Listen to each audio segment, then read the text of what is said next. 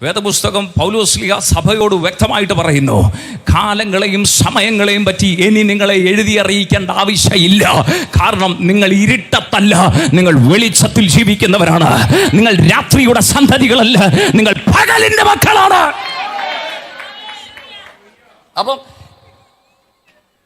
അപ്പോൾ ഞാൻ ഒന്നുകൂടെ ഒരു സംശയം ചോദിക്കട്ടെ. അപ്പോൾ യേശു വരുമ്പം നമുക്കതൊരു ഞെട്ടലായിരിക്കത്തില്ല അല്ലേ? ആയിരിക്കുമോ? ഇല്ലേ? യേശു വരുമ്പോൾ നമുക്കൊരു സർപ്രൈസ് ആകുന്ന ആരെങ്കിലും ഉണ്ടോ? യേശു വരുമ്പോൾ സർപ്രൈസ് ആകുന്ന ആരെങ്കിലും ഉണ്ടോ?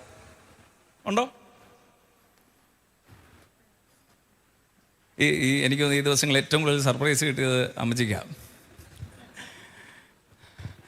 കൊച്ചുമക്കളിങ്ങനെ